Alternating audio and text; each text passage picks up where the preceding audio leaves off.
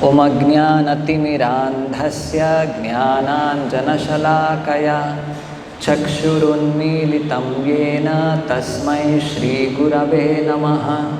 Namavom Vishnupadaya Krishna Presthaya Bhutale Srimate Bhakti Vedanta Swamin Niti Namine.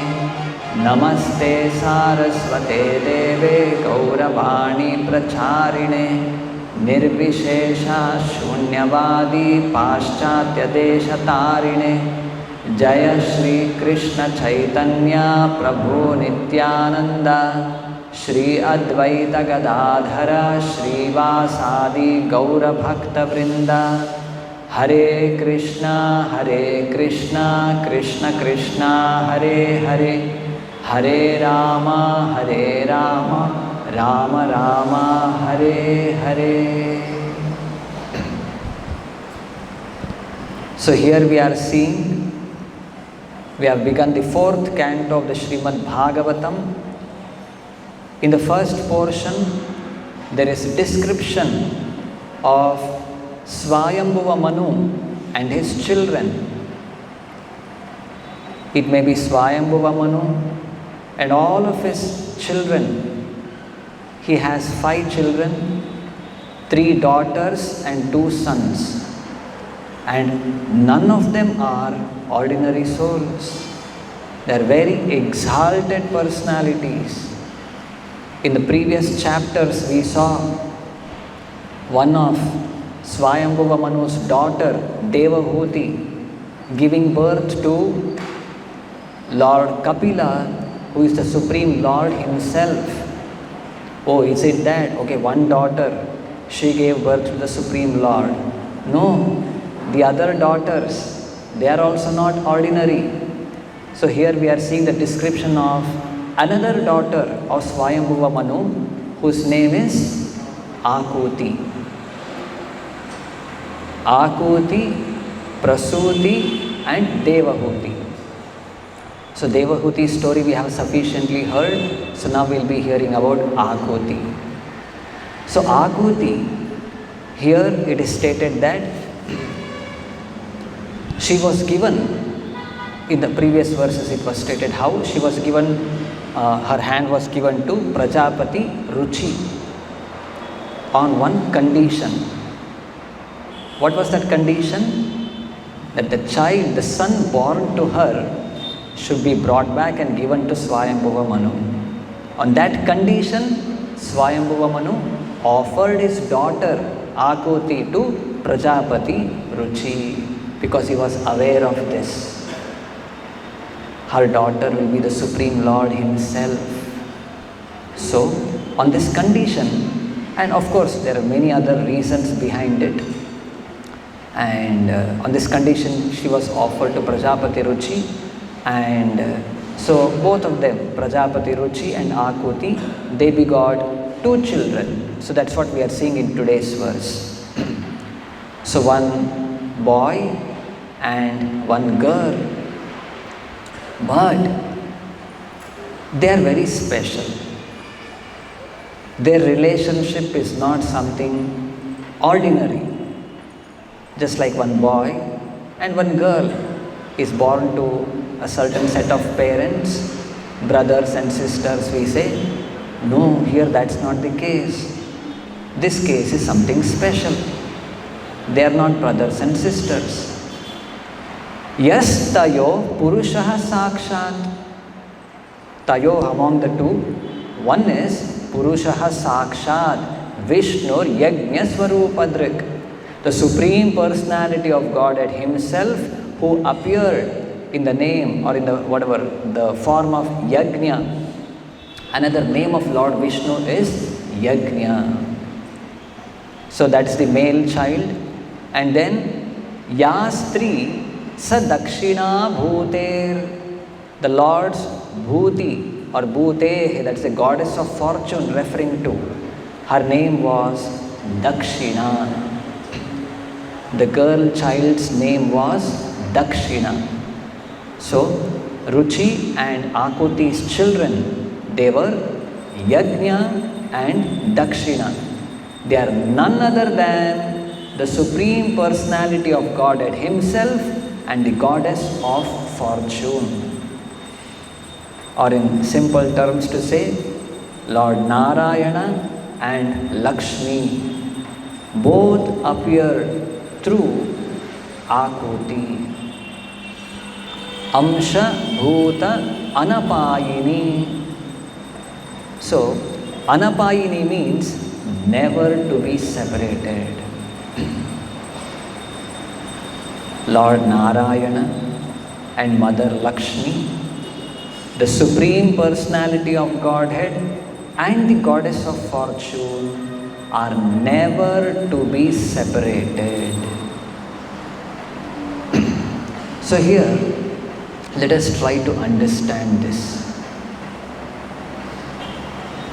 Through various quotes given by Srila Prabhupada at different places, let us try to understand who Mother Lakshmi or Goddess of Fortune is, and her relationship with the Supreme Lord, and their eternal connection, and at certain times they appear to be separated. So all these things let us try to understand in the way Srila Prabhupada has explained and the way the Bhagavatam explains. So first thing is, we need to know how, especially as devotees following the devotional path, Bhakti Yoga, Prahlada Maharaja in the 7th canto we find explaining about Navavida Bhakti, 9 varieties of ways through which a living entity can render devotional service to the Supreme Lord. So which is that verse? Shravanam Kirtanam Vishnoho Smaranam Padasevanam Archanam Vandanam Dasyam Sakhyam Atmanivedanam Iti Pumsar Pita Vishnor Bhaktischet Navalakshana Manyeta Kriyeta Bhagavati Adha Manye Adhitam Uttamam. Among whatever I have studied, so this is the best knowledge what I have heard. Shri Krishna Balaram ki. Offering these 9 varieties of services to the Supreme Lord. This is what Prahlada Maharaja says. So one among them is Pada Sevanam. So it is said how? Tadangri Bhajane Lakshmi. Mother Lakshmi or Goddess of Fortune attained perfection by serving the lotus feet of the Supreme Lord. Or in another way we can explain this as how? Like the perfect example for the devotee or devotees who render Pada Sevanam, serving the lotus feet of the Lord. The best example is Mother Lakshmi. Tadangri Bhajane Lakshmi. In one place Srila Prabhupada explains, in the same purport, how as devotees we can apply how to serve the lotus feet. We say we have to serve the lotus feet of the Lord. Srila Prabhupada explains how the definition given by Rupa Goswami regarding bhakti, Anukulyena Krishna Anushilanam. However Krishna wants to serve him in that specific manner is serving his lotus feet. However the Lord wants us to serve. So here we see Lakshmi Devi attained perfection by worshipping the Lord's lotus feet. So this is the first point we need to remember. In another place, this is from the prayers, Garbhastuti. All the devatas, demigods, they come to the prison house of Kamsa. Why do they come? Because they are aware that the Supreme Lord, He has taken shelter in the womb of Mother Devaki, and within few days He is going to incarnate, He will take birth. Now He is there in the womb of Mother Devaki. So all the devatas arrive there to offer prayers to the Supreme Lord, who is within the womb of Mother Devaki. So there we find this. There Srila Prabhupada writes, so there they address as Madhava. Prabhupada says the word Madhava is significant. Ma meaning Mother Lakshmi, the mother of all opulences. And she is always with the Supreme Personality of Godhead. So Mother Lakshmi is always with the Supreme Lord. And if a devotee is in touch with the Supreme Personality of Godhead, all the opulences of the Lord are ready to help him. So this we need to note. Mother Lakshmi, she is always with the Supreme Personality of Godhead. And any devotee who is in touch with the Supreme Personality of Godhead, always, either worshipping Him in the form of the deity in the temple, by chanting His holy names, by reading the Bhagavatam and explaining this to others, through all of these things, he is in constant touch with the Supreme Lord. Then what will happen? All the opulences of the Lord are ready to help such a devotee. So this is another point we need to note. Why? Because in the material world we find many karmis, fruitive workers, who want to work in this material world, do some hard work and earn some result, and who want to claim proprietorship over the results what comes out of their hard work, and they want to apply that in their sense gratification. We find throughout the material world it's filled with such people, and they are not interested to worship the Supreme Personality of Godhead, but they want the blessings of Mother Lakshmi, the goddess of fortune. Somehow or the other, if we can get the blessings of Mother Lakshmi, we'll become very opulent, lot of wealth, name, fame, everything will be there. And through all of those things, I can enjoy my senses and eternally stay in the material world. So this is their wrong conception what they have. On the other hand, devotees of the Lord, they are fully aware. Mother Lakshmi cannot be separated from the Lord, from the Supreme Lord, Lord Narayana. So they are always engaged in the service of the Supreme Lord, and all the opulences are available or ready at the disposal or ready to help such a devotee who is engaged in the service of Lord Narayana. So this is another point to note. Then, in the 6th canto of Bhagavatam, we find description of Pumsavana Vrata. So this Vrata was explained by Kashyapa Muni to his wife Diti. Again, a big story is there, I'll not get into the details of that. There, Kashyapa Muni recommends to Mother Diti to worship Lord Narayana and Mother Lakshmi. So there it is said, Vishnu Patni Mahamaye Mahapurusha Lakshane Priyetha me Mahabhage Lokamadar Namostute. So it's a prayer being offered to Mother Lakshmi.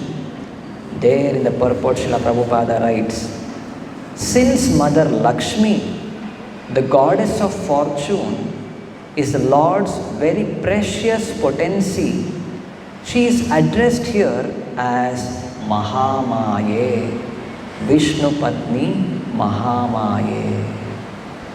There is another verse, Namastestu Mahamaye Shri Pite Surapujite Shanka Chakra Gada Haste Mahalakshmi Namostute.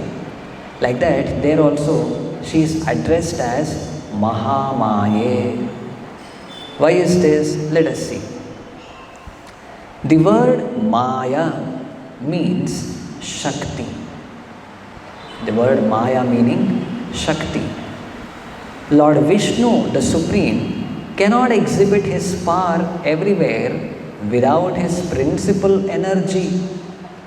See, she is the principal energy of the Supreme Lord, and the Lord nowhere exhibits his power without her. Meaning, always, at all times and at all places, Goddess of Fortune or the Lord's internal potency is there with the Supreme Lord. Then it is said, Shakti, Shaktiman, Abheda. The power and the powerful are identical. It's not that the power is there and the powerful, the personality, he is there and both are separate. No, both are identical. An example is given of fire. Fire means with heat and light. Oh, there is fire, but there is no heat at all. No, that's not the way. Fire means there is heat and light. Or another way to explain, there is heat and light means we should understand there is some source of fire behind it. In whatever sense it may be, it is applied.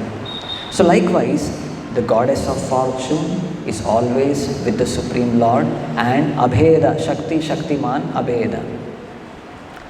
Therefore, Mother Lakshmi, the Goddess of Fortune, is the constant companion of Lord Vishnu. They remain together constantly. One cannot keep Lakshmi in one's home without Lord Vishnu. So this is another secret or another very important point to note. One cannot keep Lakshmi in one's home without Lord Vishnu. Sometimes she may, out of her causeless mercy, she may bless a certain devotee. But another name of Mother Lakshmi is Chanchala. She doesn't reside in one place.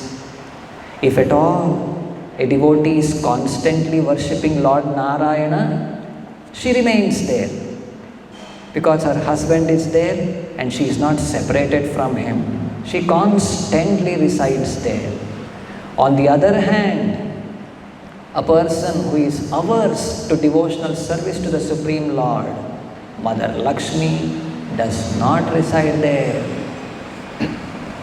To think that one can do so is very dangerous. To think what? That I'll keep only Mother Lakshmi without Narayana. That's dangerous. To keep Lakshmi or the riches of the Lord without the service of the Lord is always dangerous. For then Lakshmi becomes the illusory energy. Lakshmi is the internal potency of the Lord. She is always with the Lord for the purpose of serving the Lord. Any devotee who is engaged in the service of the Lord, he'll be having all the blessings of Mother Lakshmi. On the other hand, if a person is averse to the devotional service to the Supreme Lord. He doesn't want the Supreme Lord, but only wants Mother Lakshmi. It's a very precarious, dangerous position. He may attempt for it, but the same Lakshmi, she becomes the illusory energy. So illusory energy, she bewilders such a living entity. So it's very dangerous. With Lord Vishnu, however, Lakshmi is the spiritual energy. So here, let us recollect Srila Prabhupada's teachings on how, in many places, Srila Prabhupada says, separating Mother Lakshmi from Lord Narayana is the proposition or is the agenda of demoniac people, asuras like Ravana. Ravana wanted Mother Sita without Lord Rama. See, this is asuric or demoniac tendency. This is very dangerous, and never they'll be successful in their attempt. Only artificially or in illusion they may think like that. But this proposition is demoniac and is very dangerous. I heard another place how there was another asura. I don't know his name. And this asura, this demon, performed tapasya to please Lord Brahma as usual. And he wanted to become immortal, never to die. He wanted to be eternal. And same, the way Lord Brahma appeared, and this asura asked for immortality. And Lord Brahma, he says, no, even I am mortal. Even one day I have to die. How can I provide you with immortality? Ask some other boon. And this asura, just like in Hiranyakashipu's case, many other cases, very tactfully, they want to cheat and make themselves immortal. So this asura also, it seems, he also thought over and he put a condition. My death should happen only when Lakshmi and Narayana are separated. Because he knew they can never be separated. Maybe I had heard some Bhagavatam class somewhere, Narayana and Lakshmi, they'll never be separated. That point somehow he knew, they'll never be separated. So when Lord Brahma appeared and he's asking, what boon do you want? He's telling, I should never die until Lakshmi and Narayana are separated. So he was thinking they'll never be separated, so I'll never die. Okay, Brahma, as usual, tatastu, he gave that benediction. So that's one of the reason, it is said, one of the reason during the pastime of Lord Ramachandra, Lord Rama separated Mother Sita. External reason was that there were some rumors or people started talking lightly. So all those different external reasons are there. But another reason is to finish off with this demon. So as Mother Sita was separated from Lord Rama, and it is said that demon died. So like this is demoniac tendency, the nature of demons, asuras. All these things, varieties of ways they work out, and they just want the energy or the opulence of the Lord without the Lord. They want kingdom of God without God. So this cannot happen. Through all these various examples of Ravana, Hiranyakashipu, as devotees, we should become completely convinced of this fact. And maybe this portion also let us recollect from Chaitanya Charitamrita, wherein Chaitanya Mahaprabhu, during his South Indian tour, he came to a place where there was a Brahmana named Ramadasa Vipra. He was a very great devotee of Lord Ramachandra. And Mahaprabhu went to his house, and the devotee had invited him for his lunch, Bhiksha. And when Mahaprabhu went in the noon time, nothing was prepared. Cooking was not done. And when he was asked, that devotee was completely in the mood of Hanuman, or as a devotee, like say, he was very much aggrieved, very much disturbed in mind. Are Mother Sita, how that Asura Ravana, how could even he touch her? And he has taken her. And what can I do? So he's completely in that mood. Somehow Chaitanya Mahaprabhu pacified him. So let us recollect that devotee, he says, Prabhu kahe vipra kanhe kara upavasa kene eta dukha kene karha hutasha. In fact, Chaitanya Mahaprabhu pacified him, and immediately he again began cooking, and in the later afternoon Mahaprabhu was being fed. Mahaprabhu took lunch in his home, but that Vipra, that devotee, he fasted. So that's why Mahaprabhu is asking him, why are you fasting? While the Brahmana was fasting, Sri Chaitanya Mahaprabhu asked him, why are you fasting? Why are you so unhappy? Why are you so worried? Vipra kahe, Jivana mora nahi prayojana, Agni jale praveshya chadiva jivana. My life has become useless. I will simply enter fire, Agni or Jala, enter the water, and I have to give up my life. I have no reason to live. I shall give up my life by entering either fire or water. Jaganmata Mahalakshmi Sita Thakurani Rakshase Sparshila Tanre Iha Kane Shune. My dear sir, Mother Sita is the mother of the universe and the supreme goddess of fortune. She has been touched by the demon Ravana, and I am troubled upon hearing this news. So his mind was completely shattered, was feeling the pain, and he says, E sharira dharibare kabhunayuyaya, E dukhe jwale deha prananahiyaya. It is so painful for me to hear this news that my whole body is burning, but I am not dying. He says, sir, due to my unhappiness, I cannot continue living. Although my body is burning, my life is not leaving.